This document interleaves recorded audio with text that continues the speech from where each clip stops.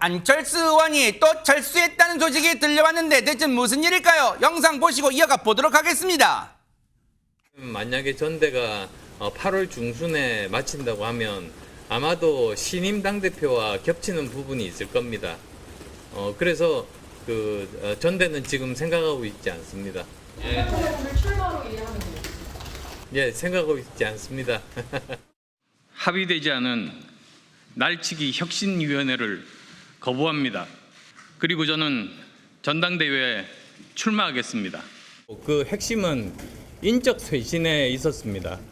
인선안이 미처 합의되기 전에 먼저 저희들이 이런 인적 쇄신안에 대해서 최소한의 인적 쇄신안 두 분이라고 말씀드릴게요.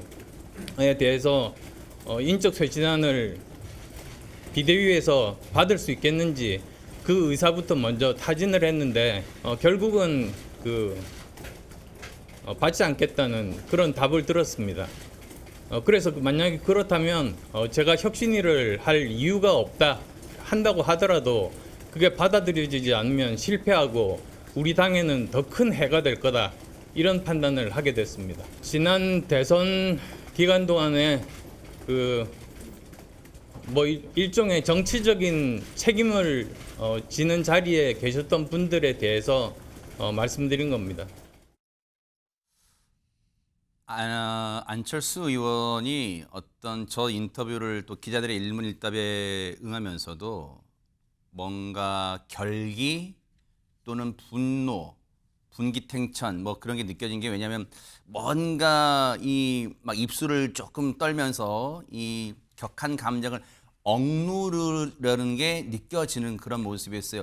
사실 국민의힘 아시는 여러분 다 아시겠지만 혁신위원장 맡은 지 닷새 만에 지금 물러난 거예요. 의사 출신이잖아요, 안철수 의원이. 그래서 이 국민의힘에 메스를 대겠다 했는 닷새 만에 지금 철수를 한 거예요. 안진용 기자님. 네, 안철수 의원이 이 발언 이후에 그리고 또 두 사람이 입을 열었습니다. 좀 전에 안철수 의원의 이야기를 들어보면 인적 쇄신을 여러 차례 강조하면서 그랬죠. 두 분이라고 얘기했죠. 그 두 명이라고 추정이 되는 권영세 전 국민의힘 비상대책위원장 그리고 또 한 명은 권성동 전 국민의힘 원내대표입니다. 먼저 어제 권 위원장 같은 경우는 일부 인사들 자신의 이익 추구를 마치 공익인 양, 개혁인 양 포장하며 당을 내분으로 몰아넣는 비열한 행태를 보인다고 꼬집었고요. 네. 이런 사람이 지도자가 되면 당은 더 어려워질 것이라면서 안철수 의원을 겨냥했습니다. 자, 그리고 오늘은 권성동 전 원내대표가 입을 열었습니다. 작금의 위기 상황 속에서도 일신의 영달을 우선하는 모습에 대단히 유감이라면서 분열의 언어로 혼란을 조장하고 그 혼란을 발판 삼아 개인의 지위를 탐하는 시도는 결코 성공할 수 없음을 잊지 말아야 한다고 다시금 안철수 의원을 겨냥했습니다. 권영세, 권성동 두 사람의 성을 따서 어감이 그렇게 좋은 편은 아니지만 쌍권 이렇게 불러요. 그런데 지금 쌍권이 나란히 지금 반발하고 역공에 나섰잖아요. 근데 전혜연 평론가님, 특히 권성동 전 원내대표는 안철수 의원을 겨냥해 무슨 폭로까지 했다면서요. 그렇습니다. 안철수 전 원내대표와 본인이 만났던 일을 언급하면서 비판적인 발언을 이어가고 있는데요. 네. 두 사람은 지난 6월 30일 권성동 전 원내대표의 사무실에서 만났다고 합니다. 그런데 권성동 전 원내대표의 주장이긴 합니다만 네. 당시에는 인적쇄신이나 전당대회 출마 이런 얘기가 없었다. 이 점을 지금 강조하고 있고요. 네. 두 번째, 그렇다면 주말 사이에 갑작스럽게 벌어진 일, 이걸 권성동 전 원내대표는 철수 작전이라고 불렀는데 왜 이런 일이 났을까? 첫 번째는 안철수 의원 주변에서 한동훈 전 대표 출마 가능성이 낮다. 출마해라 이렇게 기대감을 심어주면서 안철수 의원의 욕심을 자극한 것 아니냐. 그리고 안철수 의원은 결국은 그 자리 욕심에 매몰돼 이것을 받아들였고 당대표 당선에 유리할 것 같으니까 소위 본인을 포함한 쌍권을 표적 삼아서 이렇게 하려는 것 아니냐는 식의 비판을 이어가고 있습니다. 사실 안철수 의원은 이름을 얘기하지 인적 쇄신 대상 얘기하지도 않는데 지금 두 사람이 이렇게 극렬하게 반발하니까 자연스레 시선 두 사람 언급한 거가 이렇게 돼가는 모양새예요. 안철수 의원도 가만히 있지 않았어요. 얘기 들어보시고 이어가 보도록 하겠습니다. 인적 쇄신의 대상자로 누가 봐도 권영세 당시 비대위원장하고 권성동 원내대표거든요. 맞죠, 의원님? 제가 뭐 구체적으로 예. 누군지 말씀드리는 건 적절하지 않은 것 같고요. 뭐 제가 특정인을 이렇게 지목하지는 않았습니다만 대부분의 언론들이 이제 아마도 그분이 아닐까라고 짐작을 하시니까 이 전당대회에 나오려고 애초부터 계획한 거 아니냐. 그러면 처음부터 전당대회 나간다고 하지 왜 제가 또 이런 수순을 밟겠습니까? 먼저 가장 최소한의 인적 쇄신부터 사실은 예. 시작해야죠. 그래야지 국민들이 우리 당이 바뀌려고 한다는 걸 알 수가 있으니까요. 사실 그 지금 각종 여론조사나 또 언론 보도 보면 또 언론이 현재 르포 기사를 많이 쓰잖아요. 이정구 평론가님. 네. 글쎄 이 텃밭이라는 표현 뭐 대구 경북 네, 분들이 네, 네. 이제 요즘은 기분 좋아하실지 모르겠지만 네.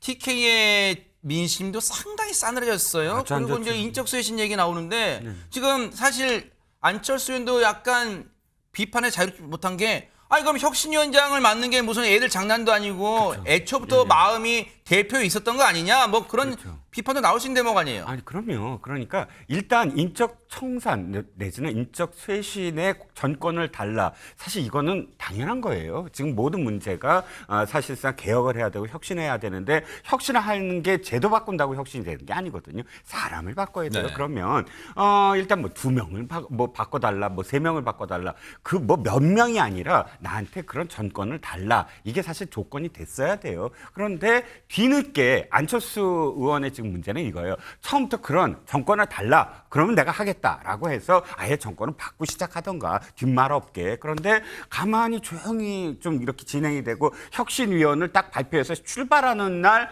딱 이렇게 얘기한 거예요. 아니 내가 지금 두 사람 좀 인적 쇄신 하려고 하는데 반대를 하고 또 내가 지금 추천하는 사람도 혁신위에 지금 안 들어가므로 나는 그만두겠다. 그리고 당대표로 나가겠다. 이러니까 앵커 말씀하신 것처럼 처음부터 당대표에 욕심이 있었으니까 이 혁신위를 한다 안 한다 하다가 혁신이 안 하는 것 자체가 내가 당대표에 나가는 어떤 명분 삼고 그 기반으로 해서 당대표를 당선되려는 거 아니냐. 이렇게 비판의 시각이 나올 수가 있거든요. 네. 그게 진이든 아니든 간에 지금 행적을 보면 그렇게 비판을 받을 수밖에 없는 행적은 맞아요.